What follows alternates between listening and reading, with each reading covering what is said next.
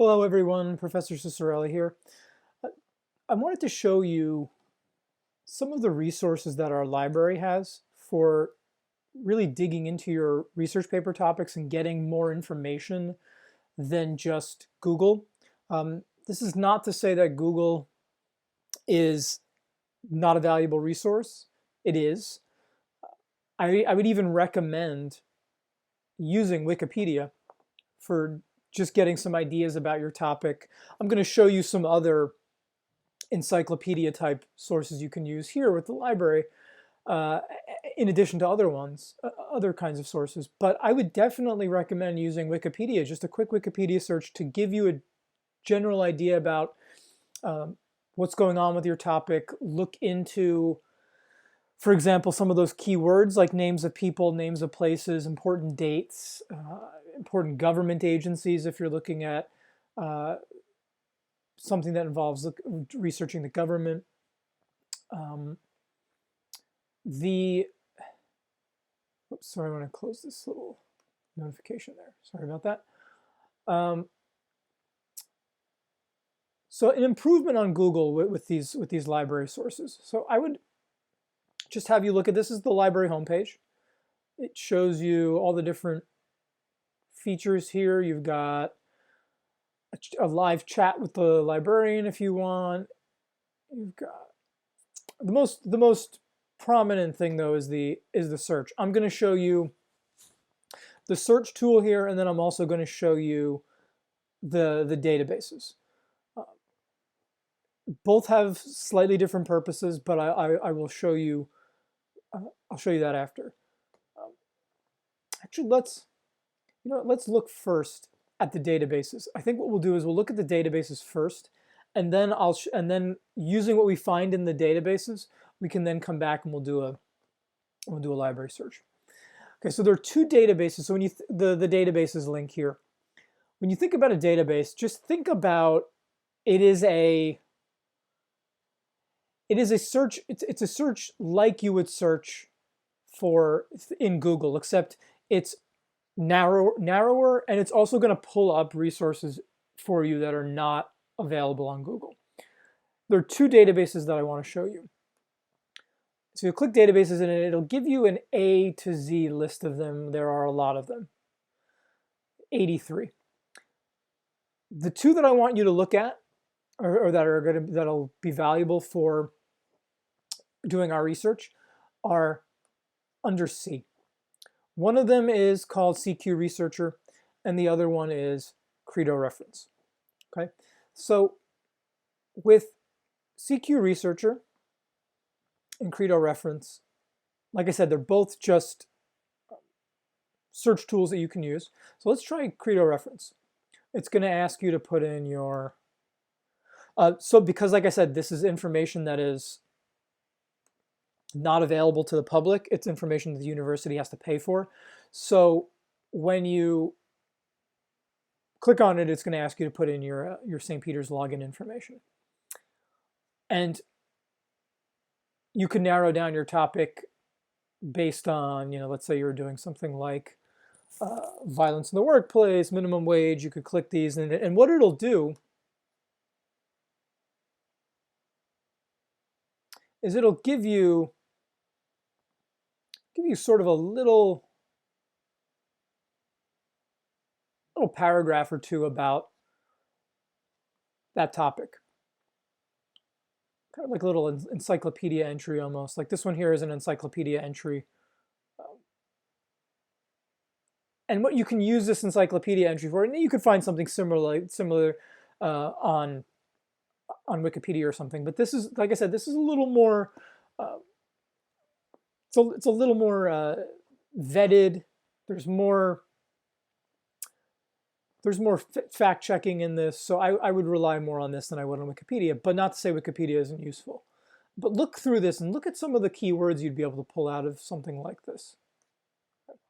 So what I'd recommend with our topics, so we are dealing with conspiracies for doing our research. So what I would recommend you do is put your topic, like let's say we're looking at UFO sightings. Okay, let's say that were our topic. And one of the cool things about Credo Reference is it gives you this tool called a mind map.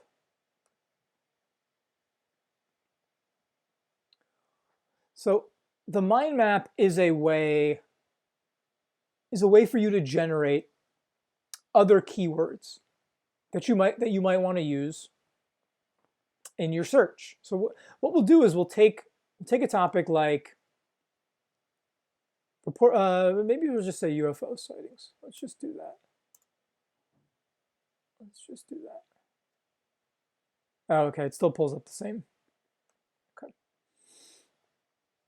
So what you can do is you can click some of these names and see why they're significant, like what they're keywords, why are they important. So let's click Philip Klass. He might be someone who studies UFOs. Actually, knowing a little bit about the topic, I think he's a UFO skeptic. I think he's someone who looks into debunking some of these topics. So if you're doing your topic on a particular UFO sighting, you might want to look at, because we always want to look at the other side of the issue, you might want to look at some of the things Philip Klass has written. But just by clicking his name, look at some of these other topics that show up. The Center for UFO Studies. Now I click that, and it gives me a bunch of other topics here. Some of them I have no idea what they even mean. Stones in the road, Mary Chapin Carpenter. I don't know who that is. So this is a good way, using this mind map feature, which is what this is, sort of a web of interconnected search terms here. What you can do is generate a bunch of search terms and put some of them back into the search, which when we go back to the library site, I'll put some of these, like I'll put that name Philip Klass into the library search and see what comes up. Okay. Let's try a different topic, another conspiracy that we are looking at.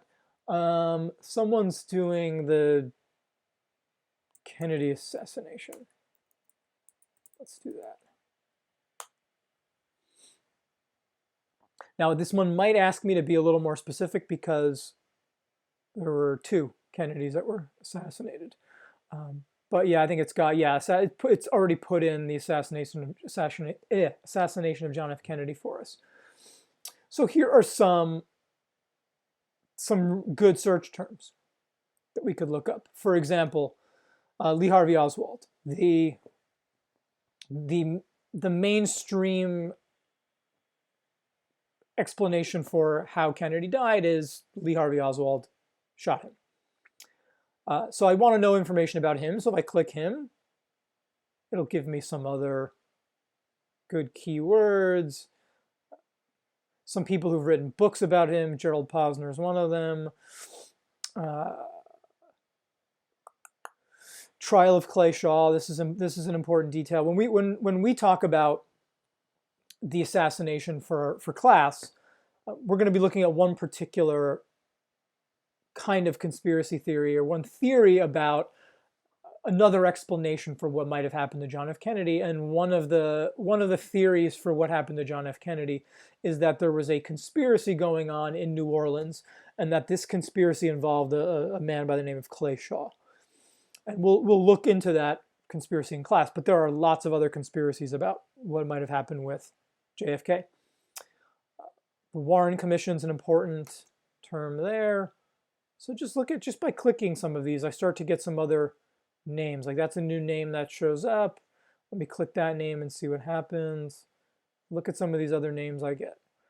So what I'd recommend to everybody is put your topics into Credo Reference. You can have a look at the actual search it gives you. So like going back here. You can go back and look at the actual articles it pulls up for you. Okay. Flip through here. They even give you some key concepts down below.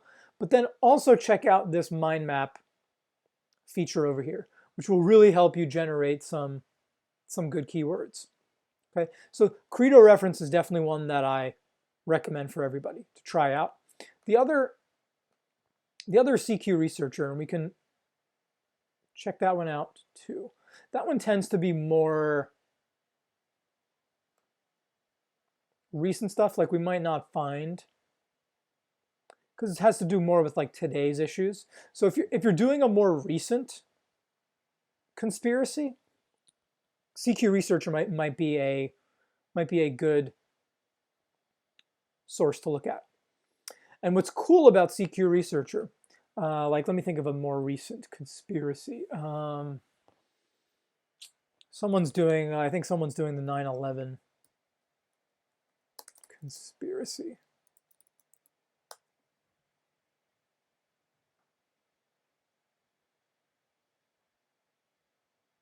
Something like this. What's sort of cool about CQ is that on some of the topics, it doesn't look like on this one, unfortunately, but it'll give you, again, sort of like a Wikipedia type. Oh no, it does give you, it does have it for the thing I was thinking of. It does have the pro-con feature. I think is a really useful tool, which I'll show you, because it automatically will have two people debating an issue, which is helpful for your research paper because we're all going to be doing regardless of what side we take on the issue, we're all going to be looking at the opposing point of view. And so the pro-con feature is a useful one, and I'll show it to you in a second. But on the home page of this, you're seeing a Wikipedia style article, but again, like I said, a little more vetted, a little more fact-checked. But it, just like Wikipedia, it also cites information where it gets some of the sources. Okay, so that's a good tool for you to then, if there's an interesting claim made in here and you want to track down where it was found, you can do that. Okay. So here's something that might be relevant if you're looking at the 9/11 conspiracy. I'm not sure it necessarily gets into the conspiracy theories about it, but might be worth looking at. But then have a look at the pro-con feature. It's a really interesting one. So you've got two people. One of them is a senator, Dianne Feinstein from California, who's talking about, and they're debating this issue of, could the terrorist attacks have been prevented? And you've got one person saying yes, the other person saying no, and them both making arguments, bringing up some good keywords here that we could use and we could bring into our search.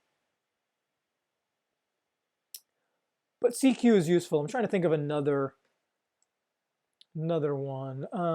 Oh, someone wanted to I think was writing about the sex trafficking conspiracies. So if I put that, let's try conspiracy theories anyway. Let's see what comes up. Okay, this might be a little too general for us because it doesn't really get into a specific conspiracy necessarily. But what's the pro-con? Do conspiracies undermine democracy? Frank Lamont would say yes. This other guy would say no. So useful. Thing is, the reason I would, this one's a little too general, just talking about conspiracies in general. Might be useful for the mention of some specific conspiracies. Moon landing, for example. Mentions an important court case here. It might be useful if you're doing research on it. But let's say I found an interesting keyword. Let's say I found something useful in these databases. Remember, these are databases. These are ways to search that are more that have more depth than Google. Google is just giving you access to the free internet. This is a much more in-depth search, these databases that I just showed you. But let's say I found a good key term from here that I wanted to do some research on. So let's say that name Philip class that I got from my research on Credo Reference. I now want to go back to the library homepage, and I want to put that into a search and see what comes up. It's taking a little while to load here. Let's see.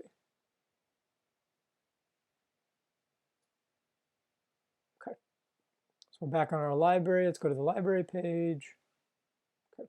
So let's say I want to put that name Philip class in here.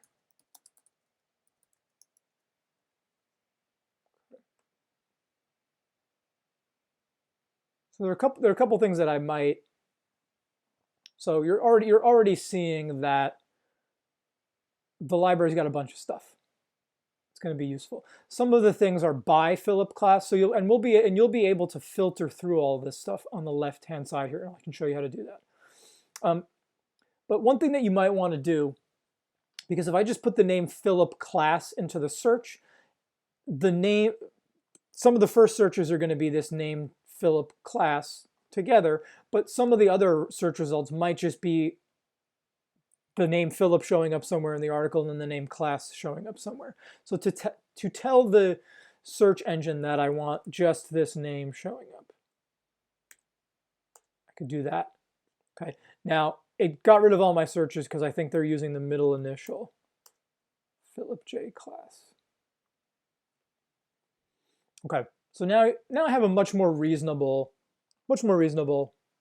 search set here. Not that 95 search results is what I had the other time. Not that 95 isn't reasonable, it's pretty good, but 7 is much more manageable. So what you notice flipping through here is, especially this source here, I mean, have a look at this article. It's a journal article. Now, you know that for your research paper, you're going to need 2 books, 3 journal articles, and 3 periodicals. And so knowing how to find them on the library site is going to be really important. So any book, you'll see books will tell you it's a book, but ebooks would also count as a book. I have no problem with ebooks. But what this tells you, this is a journal. Specifically, it's the journal The Skeptical Inquirer, came out in 2005, etc.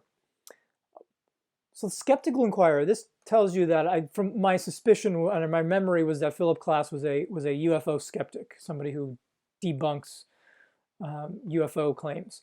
And so this seems to confirm that because he's being written about in The Skeptical Inquirer. Okay. And then you could also look at his book here, UFOs, the public deceived, right? So clearly he's on the side of that there are not UFOs. So this book tells you it's available at our library. Okay. If you're not on campus, I don't know how they go about shipping books to you or how that would work, but definitely call the library and check on that.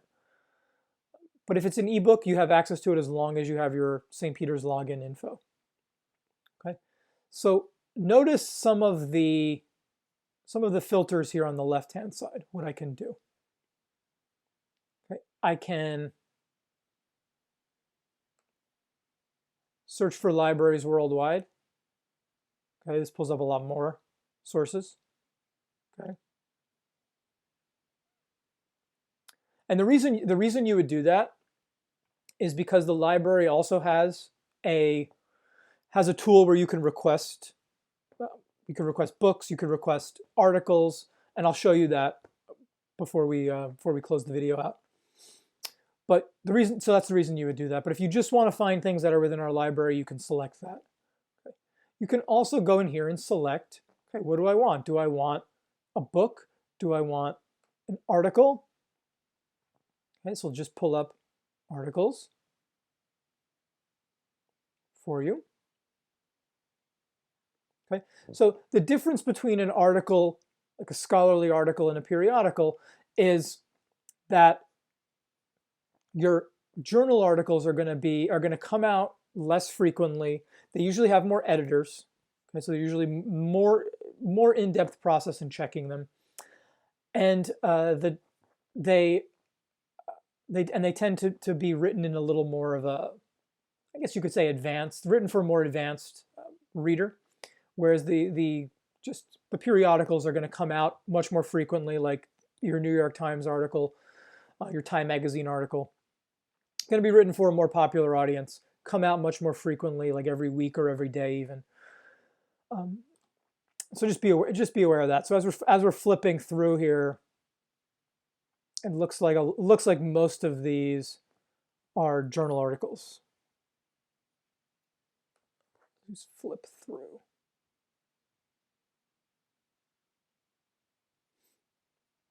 Okay. Yeah, most of these are looking like journal articles. Okay. But some of these you're probably noticing like don't necessarily fit. There might be another Philip J. class, which collision of aircraft. So like some of this stuff might not be relevant because there might be other people also named that. Just be aware of that as you're searching. Okay, and so play around on here. You could look at, you could filter. If I only want things by Philip J. class, I can select that. This will only give me things by him, but you saw there are other people who are writing about him, so you can select those too.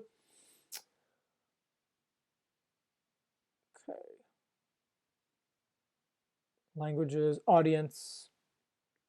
Okay, it looks like most of them are written for a more advanced audience. Okay, so play around with some of those filters there. But let's say you find an article that the St. Peter's does not have.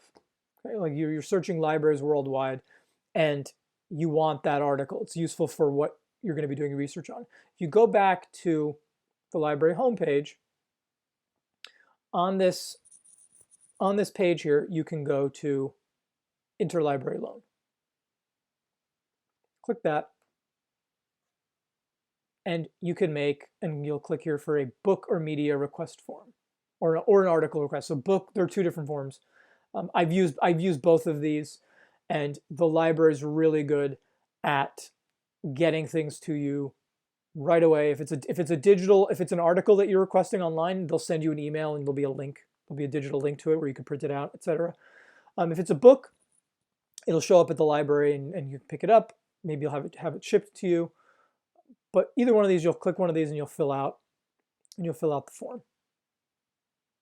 Just make sure you have all the relevant info, the name, the ID number for the article or the book, author, etc., etc. Fill that out. You'll click send. Click send, and then they'll contact you when it's there. So super useful. But play around with the library. Search tools. There's a handy little tutorial section here that you can use for questions on certain things. But definitely, I would highly recommend using this for your research paper topics. Definitely do not stick to just Google and just what you can find on the free internet, because that's going to be limited, and the validity of the sources might be debatable if you're finding free information. But if you're looking at something, or you're looking for through a database that's been fact-checked, etc., you're much more likely to find reliable information this way. Okay.